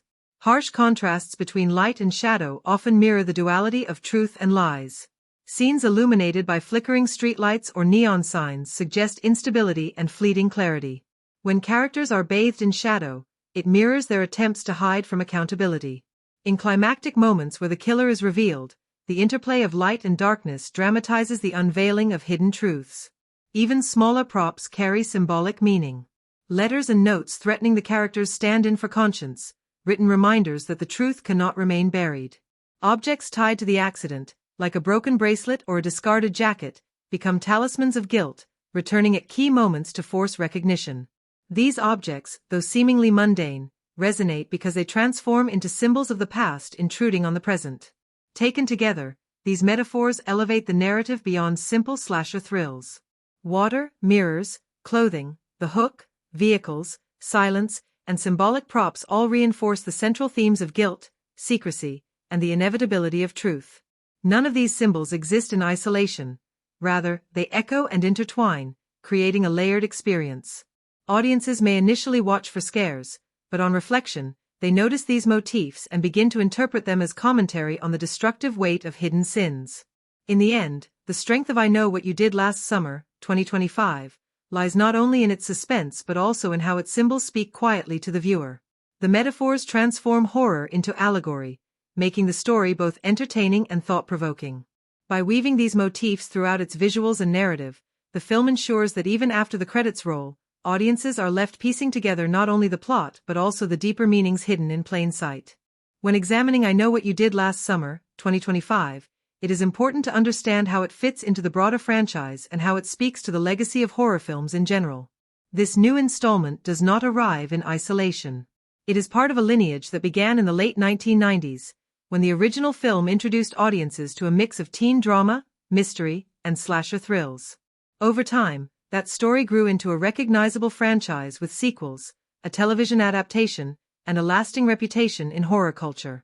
By situating the 2025 film within this framework, we can better grasp how it honors or challenges the identity of the series, while also seeing whether it advances the larger narrative or reinvents it for modern viewers.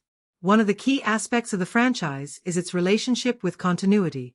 The original film told a clear, self-contained story about a group of young people haunted by the consequences of a tragic accident and their decision to cover it up. The sequels attempted to expand that story world, though they often took creative liberties that shifted the focus away from the original characters or tone. With the 2025 film, the question becomes whether the narrative builds directly on established lore or whether it functions more like a reimagining. Early indicators suggest that the film maintains thematic continuity, focusing again on guilt, secrecy, and the idea that the past cannot be escaped. These core ideas connect it to its predecessors even if specific storylines diverge or are modernized. Another important element is the use of callbacks and Easter eggs. Fans of the earlier entries will likely find subtle nods embedded in dialogue, character names, or visual motifs. Such moments serve two purposes. First, they reward longtime fans for their familiarity with the series, offering them recognition and nostalgia. Second, they anchor the film in the established world, assuring audiences that this installment respects its roots. For example, the choice of certain costume designs, specific types of settings like fishing towns or coastal communities, or even the rhythm of a chase sequence may all evoke memories of the original film without directly copying it. These callbacks are part of what makes a franchise film resonate, as they create a bridge between past and present storytelling. At the same time, I Know What You Did Last Summer, 2025, must balance tradition with innovation. A franchise that leans too heavily on nostalgia risks becoming predictable or uninspired. To avoid this, the film seems to introduce fresh characters and modern sensibilities. Themes of digital culture, surveillance, and the speed at which secrets spread in the age of social media may enter the narrative, reflecting how contemporary fears differ from those of the 1990s. If the original film centered on whispered secrets and isolated communities, this new version may show how impossible it is to keep anything truly hidden in the modern world. This evolution does not erase the franchise's identity but rather updates it, offering younger viewers a story that speaks to their experiences while still connecting with the moral dilemmas of the past. When considered through a historical lens, the franchise itself is part of a broader horror tradition. The 1990s slasher revival, influenced by the success of films like Scream, created a cultural moment where teenage horror became highly self-aware, stylish, and mainstream. I Know What You Did Last Summer was at the center of that wave, embodying the genre's fascination with youth, secrecy, and retribution. By releasing a new installment in 2025, the filmmakers are entering a different horror landscape where audiences expect elevated themes, psychological depth, and sharper cultural commentary. The historical context makes this film both a continuation of a classic era and an attempt to adapt to modern storytelling expectations. If we consider historical accuracy, it is not as relevant here since the film is not tied to real-world events. However, the depiction of small-town dynamics, class divisions, or regional traditions might still carry significance. The fishing community setting, if preserved or updated, reflects real working-class struggles and the weight of tradition, grounding the horror in recognizable realities. This subtle accuracy helps the narrative feel more authentic, even if the main story is fictional and exaggerated for dramatic purposes. The timeline placement also matters for franchise fans. Depending on whether the 2025 version is framed as a sequel, reboot, or standalone story, its relationship to earlier film shifts. If it acknowledges prior events, it becomes part of a continuous narrative. If it reimagines the premise, it creates an alternate path, freeing the story from past constraints. Both approaches have advantages. A direct continuation appeals to fans who want closure or progression, while a reboot allows new audiences to enter without needing prior knowledge. The choice signals the creative direction the franchise intends to take for the future. Ultimately, I Know What You Did Last Summer, 2025, carries a dual responsibility. It must satisfy those who have followed the story since its beginnings while also reinventing itself for those experiencing it for the first time. By weaving callbacks, Easter eggs, and thematic continuity into a fresh story that reflects today's world, the film secures its place in both franchise history and the wider cultural landscape of horror. This combination of legacy and innovation defines its role as both a continuation and a redefinition of what the series represents. The budget and box office performance of I Know What You Did Last Summer, 2025, are important not just for financial analysis but also for understanding how the film positions itself within the horror genre. Horror has long been known as a genre that can deliver high returns on relatively modest budgets. Unlike massive science fiction or superhero blockbusters that rely on extensive visual effects, horror films often succeed by using atmosphere, tension, and psychological engagement rather than costly spectacle. This makes budget discussions especially significant here, as they can reveal whether the film stays true to horror's roots as an economical but effective genre or whether it aims for a bigger, more polished mainstream appeal. The production budget of a film determines the scale of what appears on screen. If I Know What You Did Last Summer, 2025, operates on a mid-range budget, the emphasis might be on practical sets, contained environments, and character-driven storytelling. These choices can create intimacy and tension, making the horror feel closer to the audience. On the other hand, if the budget is larger, we might see more elaborate set pieces, highly stylized cinematography, or sequences that make use of digital effects. In that case, the question becomes whether those expenditures enhance the film's atmosphere or distract from the grounded fear that defined the original installment. A high budget can give the film a sleek, polished feel, but it risks alienating fans if spectacle overshadows suspense. What is often most interesting is how a film looks relative to its cost. A modestly budgeted horror film that appears visually rich and well-produced is often praised for punching above its weight. This indicates that the filmmakers were efficient, allocating resources wisely and maximizing the effectiveness of each dollar. In contrast, a film with a large budget that still feels limited or uneven may be criticized for wasteful spending. Viewers naturally compare what they see on screen with the knowledge of how much it cost, which creates expectations that can influence critical and audience reception. The budget also influences marketing strategies. For a studio or distributor, the amount spent on advertising often rivals or even exceeds the production cost. In the case of I Know What You Did Last Summer, 2025, the way it is marketed could have a significant impact on box office results. Horror films traditionally rely on trailers that emphasize mystery, shocking imagery, or recognizable taglines to hook audiences. If the film is promoted heavily with widespread campaigns across digital platforms, television, and outdoor advertising, it signals an expectation of mainstream appeal.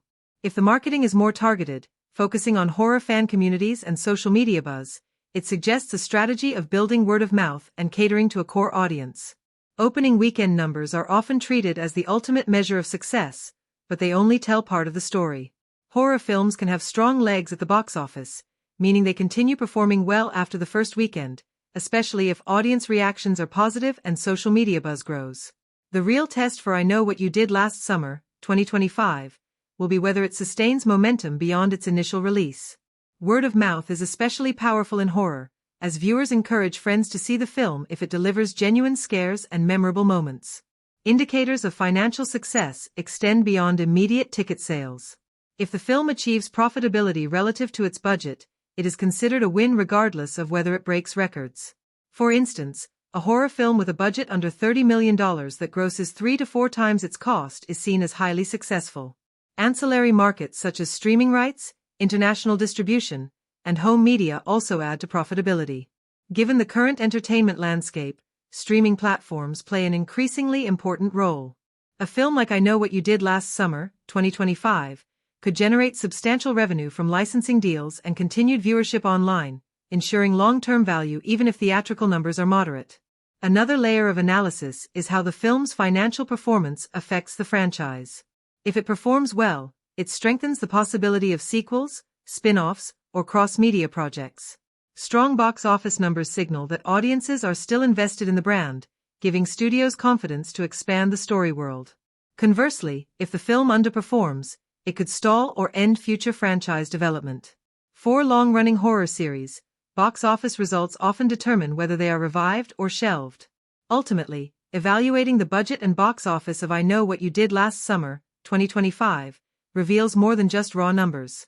It shows how well the film balanced cost with creativity, how effectively it was marketed, and whether audiences embraced it enough to ensure long-term profitability. A lean production that looks impressive and earns well above its cost would reflect the strengths of horror as a genre that thrives on efficiency. A big-budget version that succeeds by creating spectacle would indicate a desire to elevate the franchise into more mainstream blockbuster territory. In either case, its financial story will play a key role in shaping the legacy of this latest installment. When it comes to I Know What You Did Last Summer, 2025, how and where you choose to watch it can make a significant difference in the overall experience. This is not just a matter of convenience but also one of immersion. Horror films rely heavily on atmosphere, sound design, and visual detail, all of which can be amplified or diminished depending on the viewing format. Whether you decide to catch it on the big screen, stream it from home, or wait for a rental option, the choice will affect how deeply the film resonates with you. The theatrical experience has always been central to the horror genre, and this film is no exception. Watching it in a darkened theater with a full audience allows for a collective experience where tension is heightened by the reactions of others. Gasps, nervous laughter, and the occasional scream from fellow viewers can intensify the atmosphere, making moments of suspense more powerful. The big screen also magnifies visual details such as the framing of shadows, the sudden jolts of movement, or the carefully designed environments that play into the story's themes. Paired with professional-grade sound systems, theaters bring out the richness of the audio design, from subtle creaks and whispers to thunderous climaxes, creating a fully immersive environment that is difficult to replicate at home. For audiences who want to feel the film's full intensity, theaters are likely the best option. However, not every viewer seeks that level of collective intensity. For some, watching horror is more personal, and streaming platforms provide that flexibility. If I Know What You Did Last Summer, 2025, becomes available on a major service, it will allow audiences to control their own environment. Streaming can be ideal for those who prefer to watch late at night in their bedroom, lights off, and headphones on, which creates a very different but equally potent kind of immersion. Headphones in particular can mimic the surround sound of a theater by isolating the viewer and making the audio cues feel directed entirely at them. In this setting, the experience becomes less about shared reactions and more about personal vulnerability, which can heighten the intimacy of the scares. Home rentals or physical media provide yet another route. This option may appeal to those who want to revisit the film at their own pace, pausing to analyze key details, rewatching specific scenes, or even viewing in groups of friends for a more casual watch party atmosphere. Horror films often reward this type of repeat viewing, as small background details or foreshadowing elements can become clearer on a second or third watch. Renting also offers a middle ground for those who do not want to commit to a theater visit but still want high-quality resolution and sound through their home systems. The choice of context ultimately depends on what you want from the experience. If your goal is maximum impact, the theater provides scale, communal energy, and technical quality that simply cannot be matched elsewhere. For those who prefer intimacy, Streaming with headphones creates a solitary experience where the film feels like it is speaking directly to you, amplifying the psychological edge. On the other hand, if you are seeking flexibility and the ability to control pacing, rentals and rewatching at home offer freedom and accessibility. There is also the consideration of how horror functions socially. Some people enjoy horror films most when shared in group settings, whether that is in a packed cinema or a living room gathering. Others prefer to experience the fear alone, letting the atmosphere seep in without distractions. I Know What You Did Last Summer, 2025, accommodates both preferences, as its combination of suspenseful storytelling and character-driven tension works on multiple levels. In groups, jump scares and shocking reveals spark conversation and shared reactions. Alone, the slower build of dread can become far more personal and unsettling. Another factor to consider is longevity. The theatrical release may provide the most intense initial experience, but streaming ensures the film can continue to reach audiences long after its first run. Streaming platforms often give horror films a second life, where word of mouth can spread slowly and new viewers can discover them on their own schedule. For a film tied to a recognizable franchise, streaming availability also broadens its audience to younger viewers or those who may not have seen the earlier installments. Rentals and physical releases further extend this lifespan, allowing fans to build collections or revisit the story whenever they choose. In the end, there is no single correct way to watch I Know What You Did Last Summer, 2025. Instead, the film offers multiple entry points depending on personal preference, access, and desired level of intensity. For a visceral and communal ride, theaters are the best recommendation. For a private and immersive scare, streaming with headphones provides an excellent option. For flexibility and repeat value, rentals or home viewing allow for deeper exploration. Each format highlights different strengths of the film, and together they ensure that the story can reach the widest possible audience. If you enjoyed this video and would like us to provide reviews of every kind of movie, please remember to like, comment, share, and subscribe to our channel. Have a great day, and we'll see you in the next video. Goodbye.